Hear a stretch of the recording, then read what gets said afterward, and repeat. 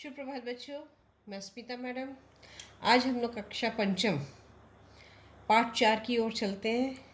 मैंने इससे पहले पाठ 1, 2, 3 पूर्ण रूप से पूरा करवा दिए हैं। तो पाठ 4 का शीर्षक है अभी समय है। तो पाठ के शीर्षक से ही हम अंदाज़ा लगा लेते हैं कि समय हमारे जीवन का कितना बहुमूल्य, अमूल्य, महत्व इत्यादि है। अगर हमारे पास समय है तो उसका हमें सदुपयोग करना चाहिए, उसको व्यर्थ गंवाना नहीं चाहिए। जो समय के साथ चलता है वो अपने लक्ष्य की ओर बढ़ता है और लक्ष्य प्राप्त भी कर लेता है। तो शायद इस कविता में हमारे जो कवि है सियाराम शरण गुप्त, वो भी समय पर ही कुछ अपनी पंक्ति कहते हैं। दुनिया में सभी को एक दिन में 24 घंटे का समय ही मिलता है। सभी जितने भी मनुष्य हैं सभी को 24 घंटे। जो समय का सही उपयोग करता है वो अपनी मंजिल को पा लेता है। सत्य है, जो सही समय का उपयोग करता है वो अपनी मंजिल, अपने लक्ष्य को प्राप्त कर लेता है। जो आदमी समय पर काम नहीं करता उसके रस को समय ही पी जाता है, यानी वक्त उसे खा जाता है और वो इंसान पीछे रह जाता है और समय की रफ्तार आगे बढ़ जाती है। विद्वान भी कहते हैं समय शुभ जीवन और लक्ष्मी का अक्षय भंडार है। यानी अगर जो समय के साथ चले तो जीवन में शुभ समाचार, लक्ष्मी उसके घरों में हमेशा फलित रहती है।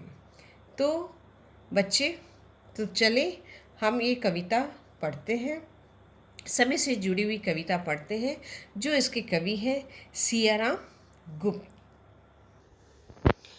तो पंक्ति में शुरुआत है, चले हम लोग कविता की ओर चलते हैं।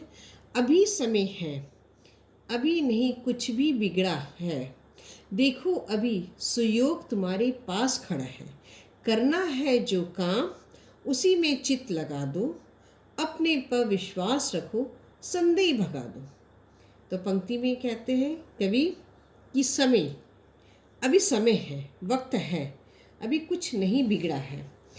देखो अभी सुयोग यानी तुम्हारे पास अच्छा अवसर है, तो अभी कोई बिगड़ा नहीं है, अभी वक्त है तुम्हारे पास और तुम्हारे पास अच्छा वक्त है।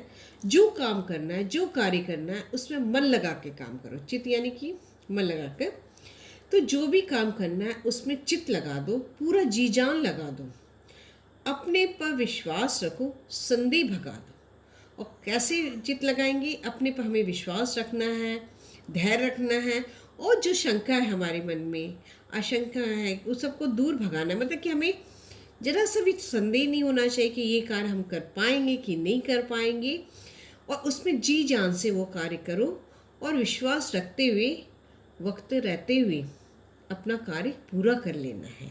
तो आगे देखते हैं, आएगा क्या समय, समय तो टला जा रहा है, देखो जीवन व्यर्थ तुम्हारा चला जा रहा है, तो वीरों की भांति खड़े हो जाओ, अब भी करके कुछ जग बीच बड़े हो जाओ अब भी। तो इस पंक्ति में कहते हैं कवि कि आएगा क्या समय, अगर हम सोचते रह जाएंगे कि ठीक है मैं आज नहीं तो कल कर लूँगा, तो समय तो टला जा रहा है, समय तो अपनी रफ्तार से आगे बढ़ती जा रहा है। समय लौट के कभी नहीं आता, समय आगे जाता है, भविष्य की ओर जाता है, ना कि भूतकाल की ओर आता है। क्यों? भूतकाल तो वो टला का टला रह जाता है, रुक जाता है। तो देखो जीवन व्यर्थ तुम्हारा चला जा रहा है। अगर तुम इस ख्याल में रहोगे, सोच में रहोगे कि हम आगे ये कार्य को पूरा कर लेंगे, तो वो तुम्हारा समय व्यर्थ हो जाएगा, बेकार हो जाएगा, वो कार्य पूरा नहीं कर पाओगे। तो ठीक है, तो वीरों की भांति खड़े हो जाओ। कैसे वीर व्यक्ति होते हैं, साहसी व्यक्ति होते हैं, हर एक कार्य को समय के आगे वो लेके चलते हैं और समय तक रहते रहते वो पूरा कार्य कर जाते हैं।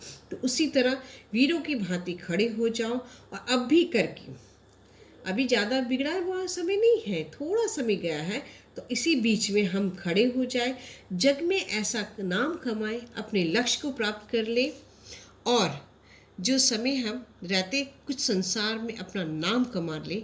तो बच्चों, तो समय जो है अनमोल है, बहुमूल्य है। समय के रहते हुए, उसके साथ चलते हुए अपना कार्य करना है। और यहाँ कवि कह रहे हैं कि अभी कुछ बिगड़ा नहीं है, समय अभी ज़्यादा व्यर्थ नहीं हुआ है। तो इसी समय में हमें खड़े होकर आगे की ओर बढ़ना है, वीरों की भांति चलना है, और खासकर अपने मन में विश्वास रखकर और हमारे मन में जो शंका है, संदेह है, उसको दूर करके समय रहते हुए अपने कार्य को, अपने लक्ष्य को प्राप्त कर सकते हैं। तो बच्चों, आज की कक्षा में इतना, अगली कक्षा में मैं और समझाऊंगी। धन्यवाद।